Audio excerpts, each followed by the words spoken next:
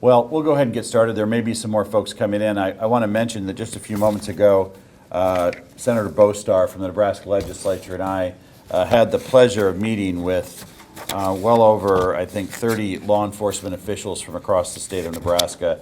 They included the Lancaster Sheriff's Department, the Nebraska State Patrol, the Colfax County Sheriff's Department, the Lancaster County Attorney, Columbus Police Department, Bellevue Police Department, the Omaha Police Officers Association, UNL Police Department, the Fraternal Order of Police, both local and national, Lincoln Police Department, the Crime Commission, La Vista Police, Cass County Sheriff, Dodge County Sheriff, Stan, Beamer Police, West Point Police, Milford Police, and the Norfolk Police Division.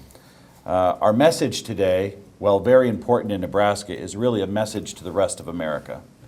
Nebraska is the best state in the union to work as a law enforcement official.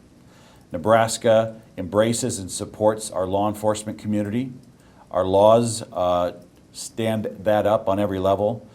We protect qualified immunity in Nebraska, and thanks to the efforts of the Nebraska legislature and specifically Senator Elliott Bostar, Nebraska is the only state in the nation that pays the full tuition of law enforcement officers and their dependents in any state, college, university, or community college. That is unheard of in America, and our message today is to the rest of the United States that our communities are looking for good, qualified officers that are honest, that have integrity, and are in it for all the right reasons. And the people behind me today are the people that you need to talk to, whether you want to work in a small agency, whether you want to work in a mid-size agency, or one of our state's largest agencies where there are tremendous opportunities in all areas for growth.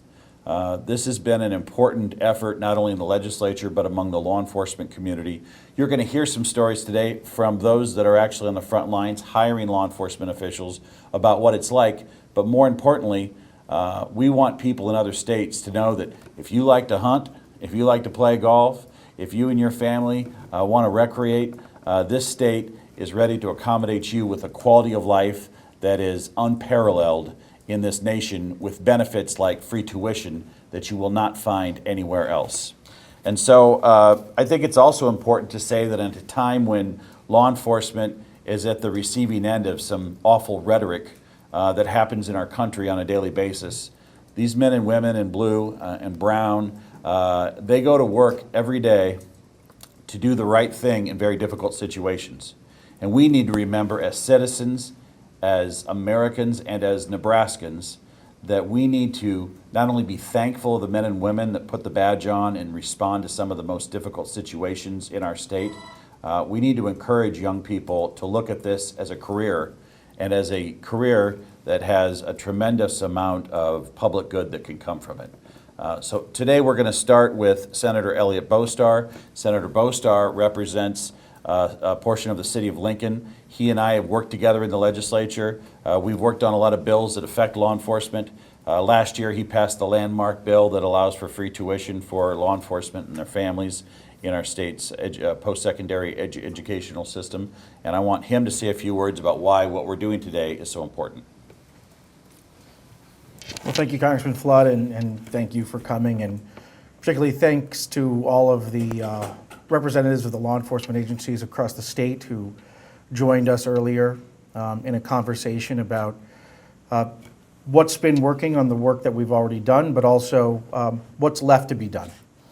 And so being the only state in the country that is able to offer the educational benefits that the legislature was able to pass last year, and I'm very, very proud of the work that the legislature did to get that done. We want to make sure that the rest of the country knows about it, because we need to do the work to attract more folks into this profession across the state. And that's from the Nebraska State Patrol on down to the smallest law enforcement departments that Nebraska has to offer. So we need to be doing the work to lift up all of the agencies that do this work, from the Wyoming border to the Missouri River. And that's where this conversation is going, is what are we doing that was successful, but also what's left to be done. And I think I'm really appreciative of the efforts of everyone to come around the table and have that conversation, and just really pleased to be here with everybody. To Elliot's credit, one of the things that his bill changes is that it changes the mind frame. Instead of stealing from the other agencies within inside the state, our effort today is to attract people from across the nation that are working in law enforcement, that want to be here, to come to our state to add new perspectives and new opportunities to our area departments. We're going to next invite Chief of the Norfolk Police Division, Don Miller, M-I-L-L-E-R. He is dealing with recruitment and retention issues like every other agency in Nebraska, and we welcome him to make a few comments today. I'm just gonna go over here. Thank you, Congressman Flood, for bringing this group together. This is a kind of a landmark opportunity to share some of the concerns that we have and to get together and have both a state and a federal voice. Thank you, Senator Bostar, for his work on the college tuition waivers. We're all dealing with retention issues coming from Norfolk, which is, I've worked with Congressman Flood for a couple of decades in various areas, and he's always been very supportive of law enforcement, so it's no surprise that he's taking the lead on this. But as we look at retention issues with people outside of Nebraska, you hear a lot of rhetoric, and it takes its toll on law enforcement, but people need to understand that Nebraska is different. Nebraska has communities that support us. We have city councils that support us, and that's what makes it so much better place for us to live. We've got great resources, natural resources, entertainment values. We can offer a small town way of living, but still have all of the big city amenities that people are looking for. So anyone who's looking to get into law enforcement, we invite you to come and talk to the agencies, whether it's large or small. We're all looking for great people, and Nebraska has some opportunities that nobody else has. Thank you. Thank you, Chief Miller. Next, we're going to welcome up one of the longest-serving sheriffs in the state of Nebraska, and also the sheriff of our second largest county, Sheriff Terry Wagner, Lancaster County Sheriff. Well, thank you, Congressman and Senator Bostar. I appreciate their efforts. When I don't think it can be overstated enough how much our constituents really appreciate the work our officers and deputies do every day. We train our deputies when they're driving around the county. They better have that hand up there and be able to wave that finger at the oncoming motorists, because that's what they expect. They expect friendliness, and they expect to sit down and have a cup of coffee when they're taking a report of their stolen tractor battery. So our citizens really appreciate us. We don't have hurricanes here. We don't have avalanches. And so if you look at some of the other parts of the country, our weather is pretty good, except for a little cool once in a while. But, a lot of folks who come through Nebraska, and if they spend any time at all here, they'll go, wow, this is really a great place to live and a great place to raise children. And, so we encourage those folks who are, like Congressman said, if they have integrity, if they're in the business for the right reasons, we would love to have them apply with us and see what Nebraska has to offer them. Thank you. All right, we're also going to hear from Colonel Bolduc of the Nebraska State Patrol, obviously a statewide agency. Our priority today, since I'm the 1st District Congressman, was meeting with law enforcement within the 1st District. Colonel Bolduc is different. He has the entire state, and so whether you want to elk hunt in the western part of the state or a turkey hunt in the northeast part of the state or wherever you want to go, he probably has a duty station that would love to have you and your family. So Colonel Bolduc. Great. Thank you, Congressman Flood and Senator Bostar, and for all of my colleagues here in law enforcement. I guess I'm probably the poster child for this effort, because I came here from another state. 6 years ago, I came here from California, and prior to that, I served 23 years in Minnesota. And I have to admit, I'm pleasantly surprised at how awesome Nebraska is, not only to live, work, and play, and to raise a family, but the law enforcement support among the communities across Nebraska is exemplary. It's not like other places that I've worked, not to take anything away from those places, but Nebraskans truly do embrace their law enforcement officers. I believe I've been to 80 of our 93 counties, and I've interacted with citizens across the state and talked to them about law enforcement, specifically about the State Patrol, but it invariably branches out into conversations about their local sheriffs and police officers. And I have to tell you, the support for law enforcement in this state is outstanding. So the congressman is right. It's a hidden gem. And for us to recruit law enforcement officers from across the country, we have a great opportunity, we have a great need, and this is a great place to come and work in a noble profession in a great community, whether it's my adopted hometown of Lincoln or a small town across Nebraska. This is a great place to come and work and serve in an outstanding profession. Thank you. You'll note today that our tone is especially positive. There's no question workforce is one of the top 3 issues facing the state of Nebraska. And I'm sure if you work at a steel mill, they're trying to find people there. If you work in highway construction, they're trying to find people. Teachers, nurses, you name the profession, we recognize that workforce is one of the top issues in the state of Nebraska. Our goal today is to put Nebraska on the map nationally. And so what we did earlier is we sat down among all these agencies and we talked about the real issues in recruiting, the challenges that face law enforcement and law enforcement recruiting. And our plan is to gather up again following the collection of some more information from area departments and then map out a plan that will ultimately culminate in putting our best foot forward in Washington, D.C. during Police Week in May of this year. Every year, thousands of officers that believe in their profession and are in it for the right reasons descend upon our nation's capital. And as I was thinking about this workforce issue last year, and I saw all these officers from states like Pennsylvania, Nevada, Washington State, or Maine, I thought, if that bill in Nebraska legislature passes about free tuition, we need to find a way to put it in front of the men and women of law enforcement as they make their way to Washington, D.C. for Police Week. And so today what we did is we took the time to really get some information. We're going to gather some more information. We're going to put a plan together, decide what resources we have and what programs we can put it into to make Nebraska even more attractive to people from other states. So if you're watching today in Iowa or South Dakota, or maybe you're watching this on the internet from Wisconsin, and you're thinking about, how am I going to pay for my kids' college? My daughter's going to medical school. How am I going to get this done? There's one state in the nation that has a plan and a process that includes free tuition at all different levels of our university, state college, and community college system. So are there any questions? And you may have a question directed at one of these folks up here. We'll see what we can do. Chief Miller and Sheriff Wagner, can you give us a couple of examples of what kind of staffing troubles you're facing? How many open positions, how long they're staying open, that sort of thing? Just some specifics. We're roughly 25% down, and one of the challenges is that the hiring process and the training process is about a year. So when you go to fill those positions, it's a long. But the other officers that are still on the street they're filling those gaps. They're working extra, and we're making sure our communities are covered. But we definitely need to find some quality candidates.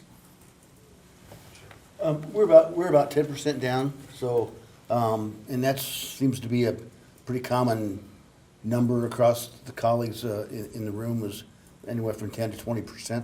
But yeah, it's requiring us to look at some of the programs that we're doing that we might not have as high a priority for and limit those.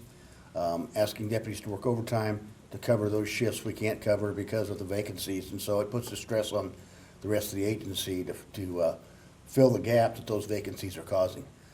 We've got, 2 people in the academy now, others coming up, a hiring process, so we're constantly hiring.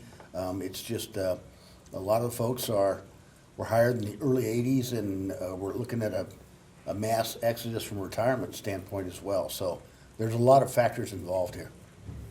One thing I think I would be remiss if I didn't add this, all of these departments are doing creative things already to try and recruit. Columbus, Nebraska's engaging with high school students, with college students. They're giving specialized tours. Chief Sher is here from the Columbus Police Department. If you have a chance after this, grab him, find out what he's doing. This isn't an issue of we are caught flat-footed. The reality is Nebraska is better prepared than every other state in the nation to deal with this. We just have to tell our story. And as Governor Pillen says all the time, we're too humble. We need to wave the flag about what we're doing. I also want to credit Pat Condon, who's a Lancaster County attorney. He spent time with us today, and he said it's a challenge too for prosecutors. And things like the UNL Law College sending third-year law students into the criminal clinic to prosecute defendants and work alongside the law enforcement community introduces law students to that opportunity, and that's been going for decades. And so appreciate his participation as well.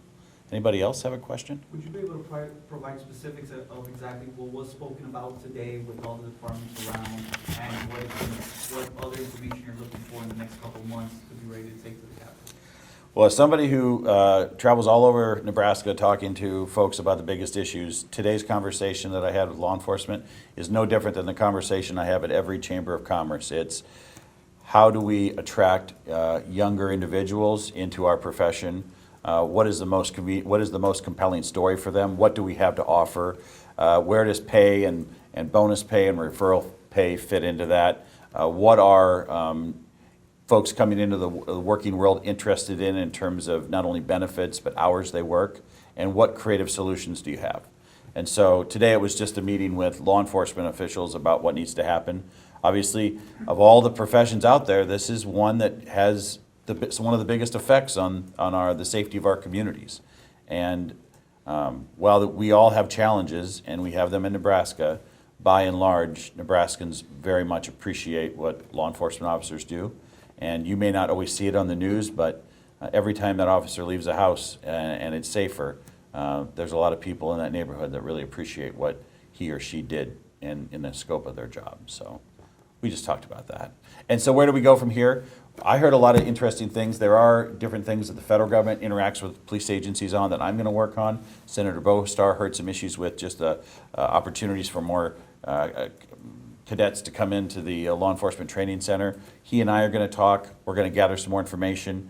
Hopefully sometime in March we'll be able to circle around with everybody on Zoom, and then we'll work cooperatively towards May, towards Police Week, to really make known where we're at. I've already given a floor speech. If you go to my website, you're going to see I have all the resources on there for any individual in the nation interested in a job in law enforcement, directly from my office to push them out to every department. So I want to make sure we're pushing Beamer as much as we're pushing Lincoln Police Department, or Sarpy County as much as we're pushing Butler County.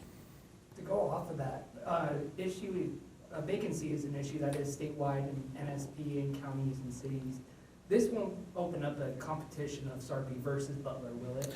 Well, our goal today is to talk to the rest of America. The fact that we have these benefits and no other state does means that we can take our story to every state in the nation, to any police officer that wants to make a lateral move. And so our goal today is to get away from the scraping officers from each other's agencies and telling our story to the good men and women of law enforcement that live and work in communities elsewhere. And as Bellevue PD told us today, most of their new recruits are coming from Wisconsin or California or Missouri, and they've been able to attract people to Bellevue, and so they're an example of a department that we all want to learn from. Have there been examples?